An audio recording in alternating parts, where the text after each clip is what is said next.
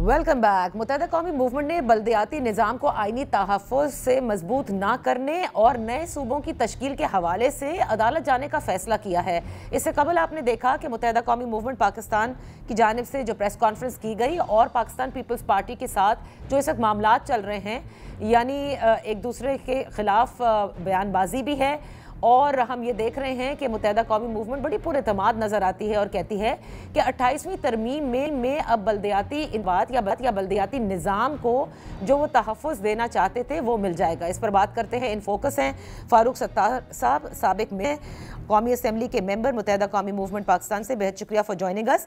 फ़ारूक भाई, ये तो बताइए, 27वीं तरमीम में तो ज़ाहिर है वो वादा फिर पूरा ना हुआ जिसके बुनियाद पर आप लोगों ने मुआहिदा किया था, लेकिन अब आप लोग बड़े पुरएतमाद नज़र आते हैं। बात आपने शुरू की थी बल्दियाती निज़ाम को तहफ़्फ़ुज़ फराहम करने की, आईनी तरमीम करने की, लेकिन अब बात नए सूबों की तश्कील तक क्यों पहुंच गई है? देखिए, जब 26वीं आईनी तरमीम ज़ेरे गौर थी और उस पर जो कुल जमाती कमेटी दोनों हाउस की उस पे बातचीत कर रही थी, तो हमने उस वक्त ग्राउंड को हमवार करना शुरू किया ठीक। और एक अच्छा खासा नेशनल कंसेंसस 26वीं आईनी तरमीम के मौके पर भी बन गया था।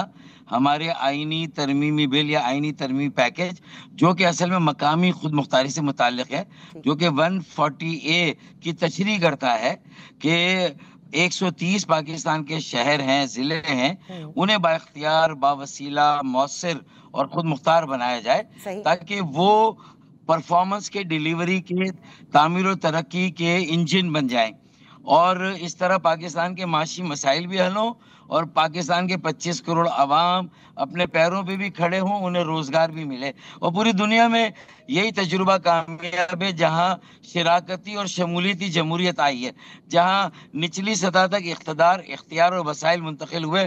तो ये 140 की तशरीह, तो 26वीं तरमीम में हमें बड़ा अच्छा रिस्पांस मिला ज्यादातर जमातों से। अच्छा। 27वीं आईनी तरमीम में तो ऐसा लगता था कि वजीर आजम ने तो कह दिया था कि भाई ये 27वीं का हिस्सा होगा, लेकिन पीपल्स पार्टी ने ऐसा रौला डाल दिया और उन्होंने कहा कि हमें डर है कि ऐसा ना हो कि कहीं पीटीआई इसको पास करा दे, हम तो वोट नहीं डालेंगे। तो हमने कहा वोट ना डाले पीपल्स पार्टी, काउंटिंग पे तो लाएं, ताकि लोग इनके असल चेहरे को देखें कि ये अपने लड़काना, नवाब शाह, दादू, जैकबाबाद और कश्मीर के मेयर, वहाँ की काउंसिल और उन शहरों को भी हम पार नहीं करना चाहते, ये उन्हें भी आगे बढ़ता हुआ देखना नहीं चाहते। तो ये एक्सपोज हो रहे थे, तो इन्होंने कहा नहीं, इसलिए कि हमें पता था कि अगर ये बिल जिस दिन आया ये 2/3 से कामयाब हो जाएगा, चाहे पीपल्स पार्टी वोट ना दे। क्योंकि पीटीआई मुझे लगता है कि वोट देगी इस पे, मुझे लगता है कि बाकी जमातें सब वोट देंगी। अच्छा जी, तो अच्छा, तो अब आप लोग क्योंकि 28वीं तरमीम का जिक्र कर रहे हैं, तो पाकिस्तान पीपल्स पार्टी तो फिर मना कर देगी, तो ये एतमाद क्या आपको हुकूमत ने दिया है कि अब 28वीं तरमीम लाएंगे और उसमें इसको इंक्लूड किया जाएगा? देखें, 27वीं आईनी तरमीम में जितनी जरूरत थी ना, जो जो चीजें इस वक्त हुकूमत को स्टेबिलिटी के लिए चाहिए थी, आगे अगर कोई रुकावट है वो देखें। सही गलत के ऊपर तो इस वक्त हम बात कर ही नहीं रहे, मेरिट पे, यानी प्योर डेमोक्रेसी तो पाकिस्तान में कभी भी नहीं आई और एस्टैब्लिशमेंट का एक रोल फैसला साजी में रहा है, उससे कोई इनकार नहीं कर सकता। अगर इमरान खान की हुकूमत थी, बानी पीटीआई की, तो क्या एस्टैब्लिशमेंट का रोल नहीं था? उनकी इलेक्शन में कामयाबी में कहीं ना कहीं क्या वो इस बात से इनकार करें? तो मेरे ख्याल में देखें, ये सारी बातें मतलब ये कि मतलब तुम पियो तो हलाल और हम पिए तो हराम, तो ये गलत है। एक प्रिंसिपल पे अगर सब खड़े हों तो बात बनती है। क्या सारी सियासी जमातें ये तय करेंगी कि एस्टेब्लिशमेंट का कल से कोई रोल नहीं होना चाहिए? नहीं है। ये पीटीआई की भी जो मुखालफत है वो मौजूदा एस्टैब्लिशमेंट से है। नहीं, तो कल ये कोई और एस्टैब्लिशमेंट आई और उनके 28वीं तरमीम में बल्दियाती निज़ाम में तरमीम होगी, आर्टिकल 140A की जो तशरीह और जिस तरह का आपका आईनी पैकेज है, इसका इत्माद हुकूमत और एस्टैब्लिशमेंट दोनों ने आपको दिया है? देखें, हुकूमत ने दिया तो इसका मतलब है कि एस्टैब्लिशमेंट का इसमें एतमाद भी था, रजामंदी भी थी, लेकिन रुकावट पीपल्स पार्टी थी। वो बात सामने आ गई।